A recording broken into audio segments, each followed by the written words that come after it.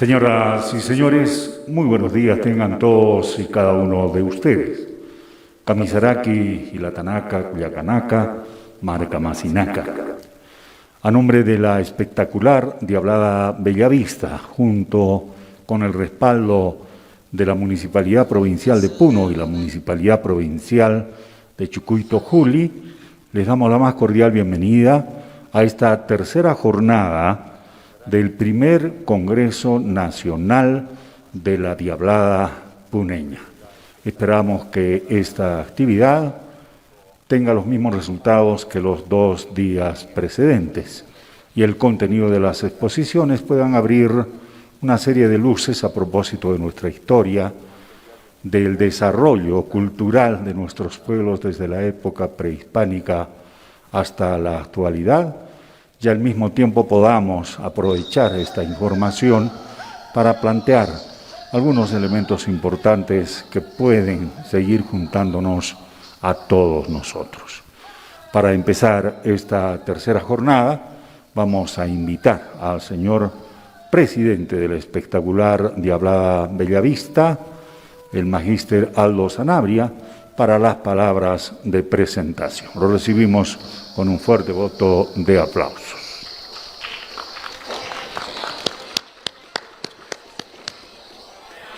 Muy buenos días, tengan a todos, por favor, los señores representantes del Ministerio de Cultura acá.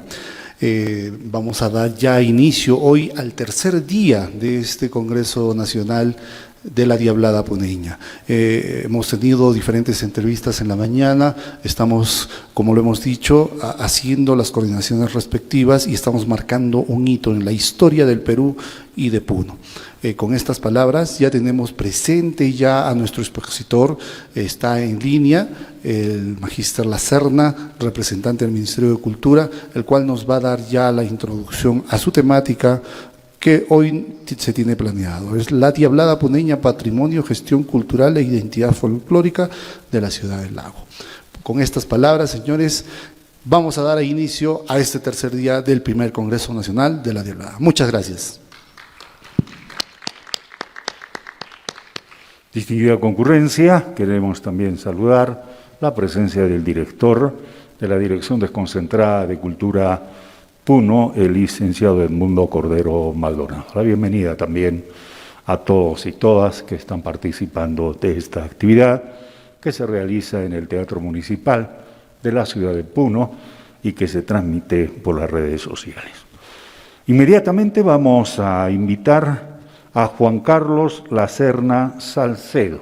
Él ha publicado 2 importantes libros a propósito de la festividad de la Virgen de la Candelaria, por un lado, el contenido y significado de esta celebración nuestra, y una segunda publicación a propósito de sicuris y diablos. Así es que le damos la más cordial bienvenida al representante del Ministerio de Cultura del Perú, el señor Juan Carlos Lacerna Salcedo, que expone el tema La Diablada Puneña, Patrimonio, Gestión Cultural e Identidad Folclórica de la Ciudad del Lago. Lo recibimos con un fuerte voto de aplausos.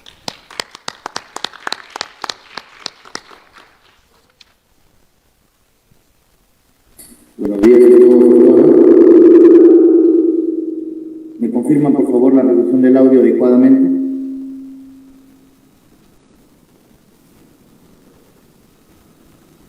Buenos días. Sí, lo escuchamos. Adelante, por favor, lo escuchamos. Muchísimas gracias. Muchas gracias, como siempre, por la invitación a las instituciones organizadoras de este importante evento. Es para mí un gusto volver a acercarme, aunque sea a través de la virtualidad, a estos escenarios de reflexión, de discusión y de puesta en valor del inmenso patrimonio inmaterial, la herencia folclórica que desarrolla la ciudad de Puno y en general el altiplano peruano.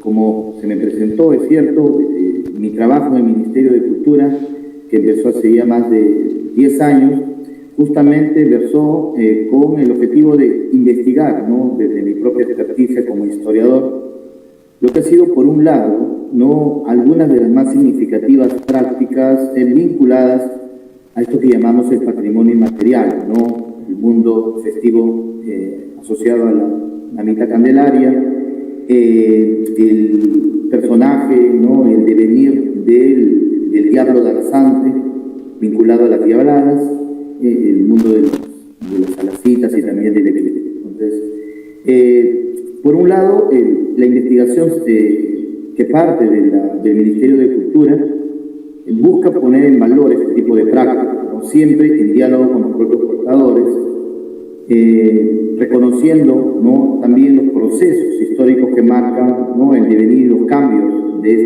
estas prácticas. Y del otro lado, también ha sido de mi interés conocer lo que llamamos la historia de la gestión cultural, es decir, procesos políticos por el cual determinados actores e instituciones han reconocido el valor de las prácticas, de los saberes, de las tecnologías, y las han ido reivindicando, resaltando, y en algunos casos oficializando, para convertirlas en elementos fundamentales dentro de un discurso cultural regional, ¿no? En ese sentido, ¿no?, la experiencia, el caso de Puno es especialmente particular y digno de resaltarse, ¿no?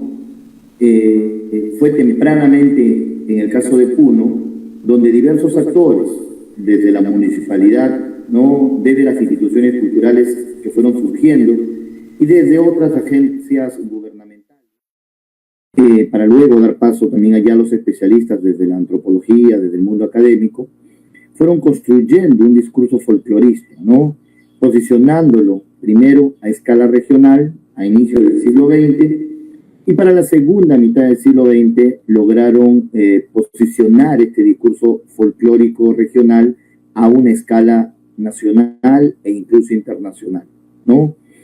Esto es importante, ¿no?, porque como experiencia quizás son pocos los casos en los que podemos ver este tipo de procesos, ¿no?, donde hay se van formando, se van fortaleciendo instituciones, se van conociendo los procesos y se va ganando una experticia, espacio regional, que luego permite que un conjunto de prácticas vinculadas a este mundo folclórico puedan ser reconocidos, ¿no?, a escala nacional, a escala internacional. Eso tiene una evidencia, ¿no?, en el alto número de prácticas culturales inmateriales que desde las instituciones culturales nacionales han sido reconocidas, para el caso de Puno, que probablemente no tiene comparación con otra región del país, ¿no? Entonces, ese es un elemento interesante, importante, ¿no? O sea, cómo se ha ido gestionando la cultura a lo largo del siglo XX y en relación al siglo XXI, y en ese sentido, por supuesto, identificar una de estas prácticas, que es la que hoy nos congrega, ¿no?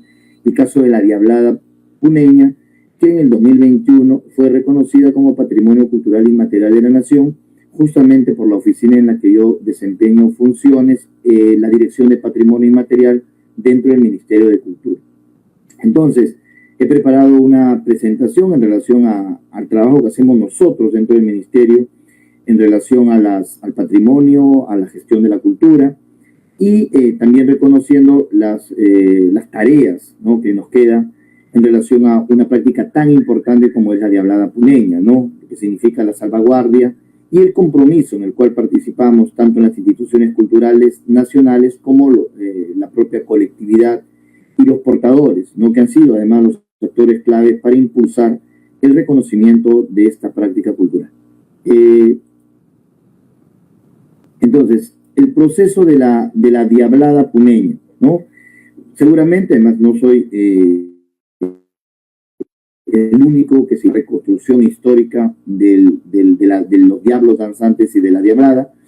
Mi experiencia me permitió encontrarme con una muy importante cantidad de investigaciones que a lo largo del siglo XX habían venido surgiendo dentro del mundo letrado puneño, ¿no? Especialistas que venían desde, ¿no?, la educación, desde la antropología, historiadores locales, se interesaron mucho en destacar el caso de los diablos danzantes puneños, ¿no? Y esto es importante, ¿no?, porque justamente es esta producción y este esfuerzo por reconstruir documentalmente, a través de las memorias de los propios portadores, lo que ha significado el devenir de esta importante danza nacional, ¿no?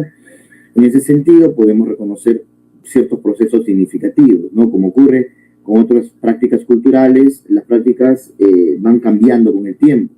En la medida que las sensibilidades de los portadores, en la medida que los públicos a los cuales va dirigiéndose la práctica, promueven ciertos cambios, ¿no? A veces pueden ser cambios más superficiales, a veces incluso un poco más profundos.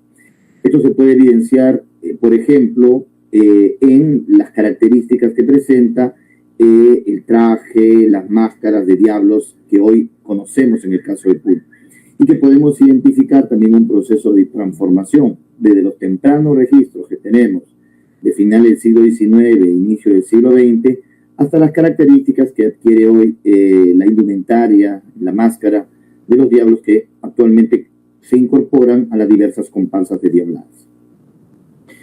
Un tercer punto que estoy acá resaltando es lo que llamaríamos el reconocimiento y la oficialización de la danza en el escenario regional, oficialización entre comillas.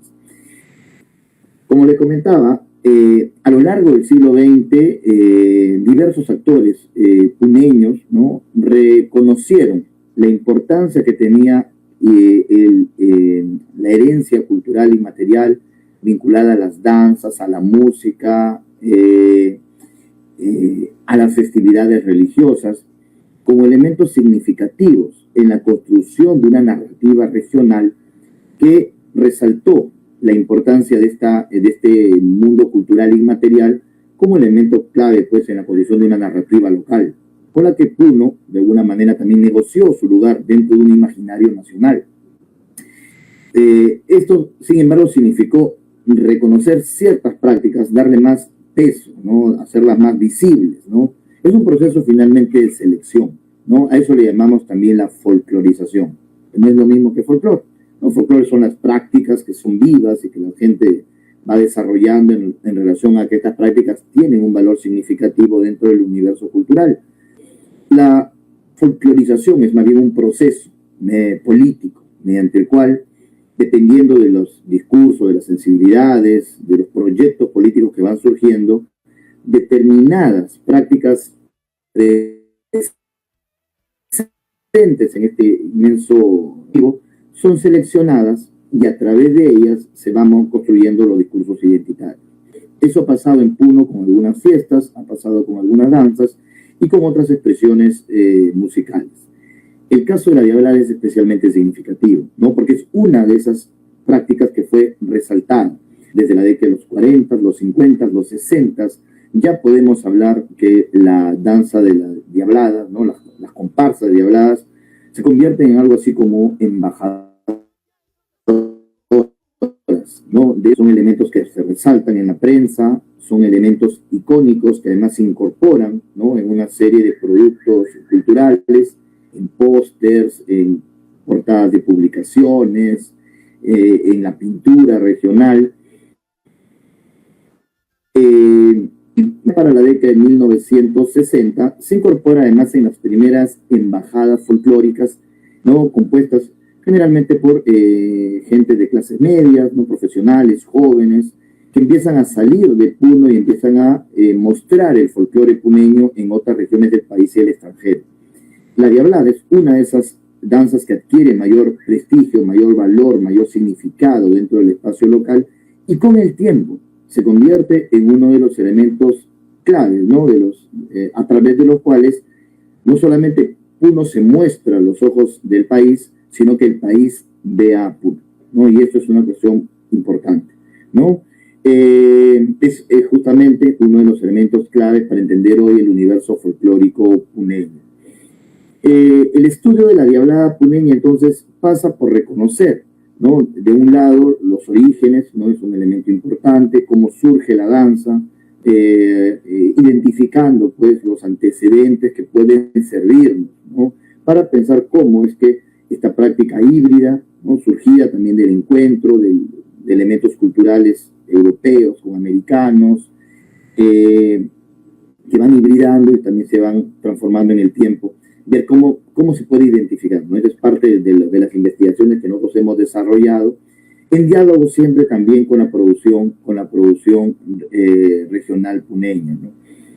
Y luego, también como le decía, también identificar, ¿no?, cómo es que la Diablada va ganando un lugar, ¿no?, dentro de un entramado cultural regional y nacional.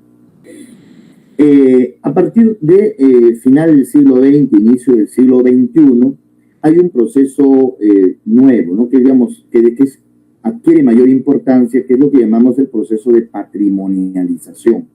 Es decir, a través de las instituciones culturales nacionales, en principio lo que fue el Instituto Nacional de Cultura, y a partir del 2011 el Ministerio de Cultura, el Estado peruano, a través de sus agencias culturales, reconoce, ¿no?, declara determinadas prácticas como elementos significativos, ya no solo para una identidad, para un proceso local, sino para un proceso nacional.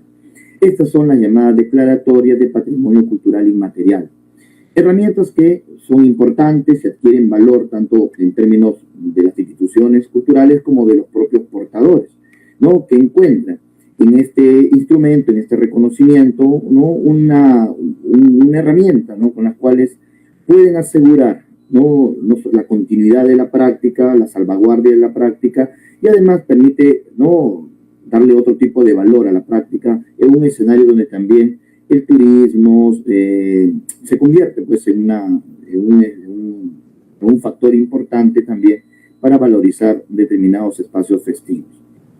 En el caso particular de la Diablada, ¿no?, el proceso inicia hacia el 2019-2020, cuando un colectivo, ¿no?, de portadores, ¿no?, organizados, ¿no?, se reúne inicialmente en Puno y empiezan el proceso para la consecución de la declaratoria, ¿no? Hay un proceso que se tiene que seguir, en el cual nosotros, desde el Ministerio de Cultura y la Dirección de Patrimonio Inmaterial, también participamos, ¿no? Entonces, y que significa además seguir determinados lineamientos, ¿no?, establecidos internacionalmente a través, pues, de instituciones como UNESCO, que establece, ¿no?, una serie de pautas que luego el Estado peruano va a adaptar a través de sus propias instituciones culturales, ¿no?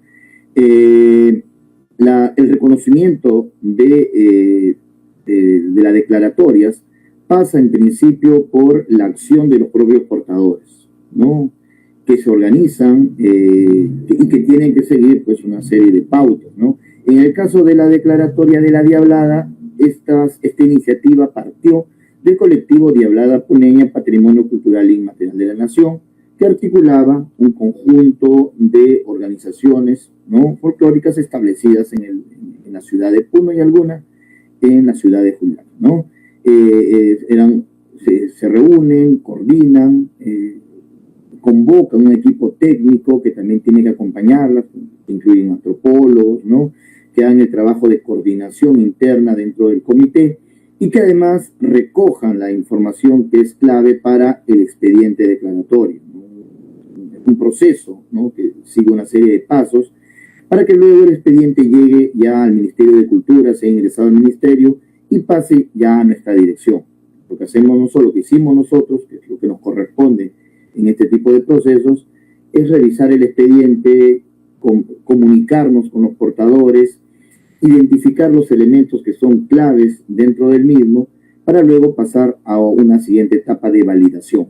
Una vez que nosotros vemos el expediente, validamos que están los elementos solicitados en relación a la descripción adecuada de la práctica, los documentos de compromiso de los portadores, que además evidencian que los portadores han participado de la construcción del expediente, y luego también lo que llamamos el plan de salvaguardia, es decir, una serie de pasos, ¿no?, que los portadores se comprometen a seguir para asegurar que la práctica pueda continuar desarrollándose a lo largo del tiempo. Entonces, una vez que todo este proceso logra ser desarrollado, es que ya nosotros, el Ministerio, hemos dado la validación, luego pueda salir la declaratoria, ¿no? La declaratoria sale y es recibida por los portadores, ¿no?, que son conscientes del valor que tiene también estos reconocimientos en términos políticos, en términos culturales, en términos identitarios, ¿no? Y esto pues, es recibido además con algarabía por la propia comunidad puneña, porque pone en evidencia varios factores que estamos ahora reconociendo, ¿no? En principio, la capacidad que tienen sus gestores culturales locales para, ¿no?, negociar, para organizar iniciativas de este tipo que pasa por una serie de procesos y que reclama un tipo de experticia que no en todos los casos tienen las comunidades en nuestro país. Yo ahí vuelvo a resaltar el caso particular de Puno, ¿no?, que tiene una larga experiencia en lo que llamamos la gestión de la cultura inmaterial, ¿no? O sea, hay una serie de instituciones, de especialistas en el departamento de Puno que conocen de estos procesos, y ese conocimiento facilita que justamente este tipo de expedientes y declaratorias pueda desarrollarse de manera ágil, ¿no? Eso significa manejar recursos, conocer procesos, y recursos no solo económicos, sino también recursos políticos, porque finalmente es un proceso que pasa pues por una institución pública, ¿no?, que depende de un gobierno central, es el Ministerio de Cultura. Entonces, en ese caso, el caso de resaltar, ¿no?, la experticia que tienen los gestores culturales puneños para poder posicionar iniciativas, ¿no?, que parten también del propio interés de los colectivos y de la ciudadanía. ¿Qué cosa queda hacia adelante? ¿No? Nosotros ya hemos hecho la investigación, los portadores puneños han participado de los procesos, hemos logrado la declaratoria, y hacia adelante quedan todavía tareas que hay que siempre tomar en consideración, no podemos obviar. Y esto tiene que ver con el compromiso de establecer planes de salvaguardia adecuadas para la práctica, ¿no? Asegurar, ¿no?, que los elementos característicos que han sido identificados por los portadores, que han sido incorporados en el expediente, que han sido además resaltados y descritos dentro de la propia declaratoria, puedan ser asegurados a lo largo del tiempo. Entonces, esto pasa pues que por, digamos, verificar que la práctica se siga desarrollando, ¿no?, que los elementos característicos tradicionales de la práctica se sigan dando, y estos son procesos que deben continuar a lo largo del tiempo. Nuevamente yo resalto el caso de Puno y el valor que tiene hoy en día el folclore puneño, que explica también que hay una gran vitalidad, ¿no? Estas prácticas no son solo prácticas tradicionales, que expresa la vida de los abuelos, ¿no? El elemento folclórico es tremendamente vivo en el caso de Puno, se sigue desarrollando, las nuevas generaciones son conscientes e incluso se proyecta más allá del escenario tradicional en el que se han desarrollado, ¿no? La migración contemporánea, o las últimas décadas, hace que muchos de estos elementos son identificados con el folclore regional puneño, luego se estén desarrollando en otras regiones de nuestro país, ¿no? Entonces, esto es también un elemento a resaltar, ¿no? En otros casos, en otro tipo de prácticas que hemos reconocido en el país, a veces son iniciativas que parten del interés de determinados grupos entusiastas, ¿no?, autoridades municipales, ¿no?, que tienen interés en resaltar algunas prácticas o espacios objetivos, pero luego no hay un correlato en la vivencia cotidiana de la gente, ¿no? A veces, entonces, hay una amenaza de que estas prácticas con el tiempo vayan perdiendo, ciertos saberes dejen de existir o prácticas dejen de desarrollarse. En el caso de Puno esto no es así, ¿no? Somos conscientes de la riqueza que tiene esto, del valor que tiene dentro del escenario regional, pero claro, siempre hay que tomar en cuenta los compromisos en relación a la salvaguardia, ¿no?